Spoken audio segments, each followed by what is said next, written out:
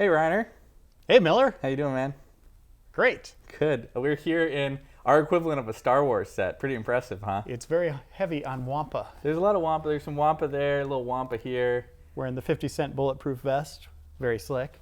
It's classy stuff, which is a little hint of what we're going to be talking about today, which is the end of Star Wars Galaxies. I thought we were talking about Overblood, so I wore my Peepo shirt. We can talk about Overblood, too, if you want to. Sure. But, what I wanted to talk to you about is the fact that I sat in on the last 2 days of the long-running, 8 years running Star Wars Galaxies, which was, let me tell you, pretty surreal. I checked out your videos that you Yeah. recorded, and some of that stuff is insanity. Like, I can't believe what they allowed players to do at the end there. And it's kind of cool, but at the same time, it was not like the dramatic send-off I thought it would be of like Alderaan blowing up or something. It Right. just looked like the game was broken. Yeah, well, the last day they had this weird thing where Jabba the Hutt hosted a party right next to the Sarlacc pit. As he does, right? Like you do, right, when you're Jabba the Hutt. And you get out there, and there's all these people who are out there, like, kind of celebrating. And there were fireworks going off, and Bib Fortuna, Jabba the Hutt's, like, seneschal or whatever, is standing there, and he would let you both change your size and change into a costume. Yeah, I was watching this stuff, and first off, it looks like Jabba's out there just suntanning. Yeah, like, just hanging what is he out. doing out there? Second of all, I thought I was tripping balls when I was watching the videos. Like, this can't be real. Like, I see like a 50-foot Rancor. Yeah. There's stormtroopers. Oh my God, we're dead.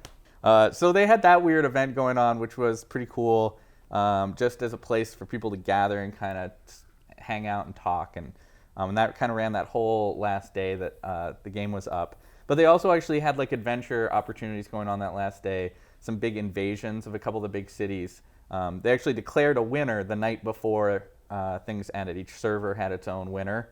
On the server I was playing with, the Alliance won, or the Rebels won, rather. For a game that looks, that is noticeably really old and looks old, it's still kind of awe-inspiring when you see those big ships overhead and like Slave One just kind of hovering there. It's very cool looking. Yeah, definitely. Because when you would go to, I think it was Corellia, one of the cities on Corellia, I arrived at, and you'd look up, and there was a Star Destroyer like 100 feet over the city. And Star Destroyers are big, so it was like taking up the whole space above the city. And occasionally these Imperial transports would arrive, and stormtroopers would pour out. This is kind of like the Imperial's last-ditch attempt to hold on to the Empire or whatever. Did they win? No, the Rebels won on this server. Although that's disappointing. But was there like a number? How many servers were left at the end? there were, I think, maybe about a dozen servers, maybe a few more than that. I think about 2/3 of them the Alliance won, and the other third the Empire won. So the Alliance overall took the highest number of victories. It seems like it, yeah. Although I guess I don't know what the server populations were on those different Right. servers.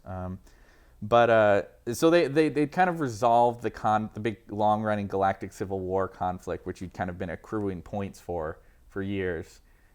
They resolved that one night, and the next day was when they had all the craziness with the Jabba the Hutt, change your costume, all that kind of thing. And they did those last invasions where like Naboo was under attack by rebel forces trying to retake the city. Naboo. Oh, yeah. Really? Like, that's a place of importance? Maybe because the Emperor originally came from there.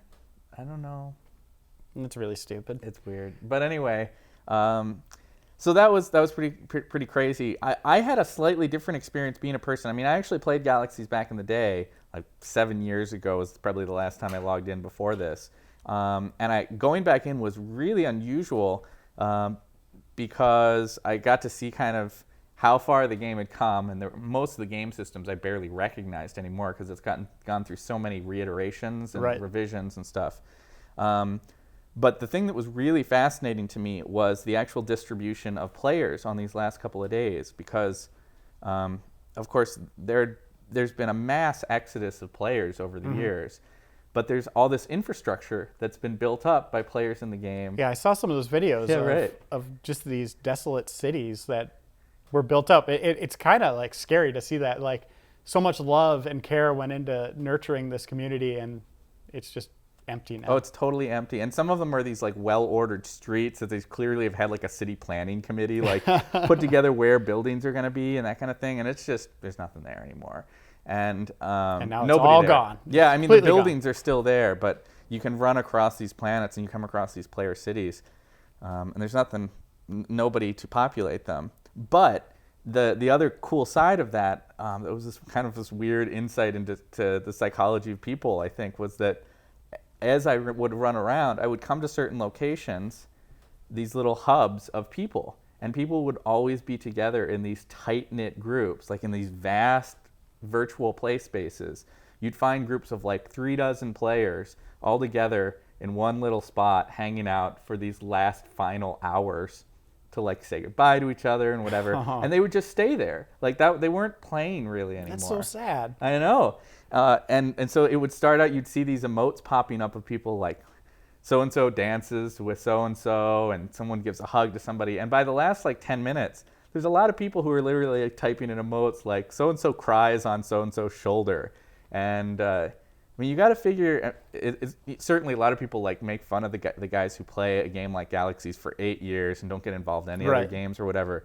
But for the people who are playing it, like there are very genuine relationships and friendships that they make with these people in these virtual spaces. And when a game turns off, like this one has, it's kind of like... It's really sad. It is sad. See, if I designed the game, I would have gone for the shock factor, and I just would have had a Death Star pull up next to their planet, it would have blown it up, and their accounts would be gone. Yeah, right. And then they'd have to go find each other in the forums and Twitter and all that stuff and be like, holy crap, that was insane. My planet just blew up and my character's dead. Right. And I would have ended it that way. Right. Instead, what they had was sort of poignant, but very simplistic. It was just that you had the last hour. They shut down all the other kind of crazy events that were going on, I think. And the last hour was just for people to kind of like hang out and say goodbye. And so you had this message that popped up in the last few minutes that was like, please find an appropriate place to halt your character. We'll be doing one final save on the server before shutdown. And that was what it was, is that like they like saved the game, so presumably the game exists as a file somewhere for each of those servers in its final game state where your characters were, but there's no plans that you'll ever get to play that again, right? It's just throw it in a time capsule, bury it. It's gone, yeah. And then there was finally just in the last few seconds, you see people being like, well, it's been fun, everybody. We'll see you later, and hope to play with you guys again. And then you get connection to SWG lost, and you got kicked back out to the character selection screen, and you couldn't log back in. And then you fired up Old Republic. Yeah, which really was the other part of the kind of surreal experience, right? But to go from this game that has been running for so long and has this committed group of players, but not a lot of players, right? And these weird isolated enclaves of people and these totally empty cities. And then you log into Old Republic and there's just dozens of people running around with these flashy graphics. And the tears didn't last long for many people. I'm just going to imagine. The Star Wars fans that were there till the end are probably playing the Old Republic as well. Probably so. But Old Republic certainly is a different play experience. I don't think it's the social game, at least not yet. I'm sure a lot of people don't like it as much as the old game. And so I'll be interested to see, as reports flow in over time, if some of those really hardcore Star Wars fans will still be excited about the Old Republic. I hope so, because as you and I both know, Old Republic's been a lot of fun so far, and it's great. I love it. I think it has the potential to really be a great place for Star Wars fans to get their fix and get to learn more about that fiction and everything. I agree. So it'll be great. Well, thanks for sitting in. And a last note: I've had my hand on this Wampa the entire time, and sweaty palms and Wampas do not go together. So. Never do that. So there you go. Yeah, this is disgusting. I would never touch this thing again. Words of wisdom to finish us off for the day. Oh, I appreciate that. And call it a day. All right, thanks, man.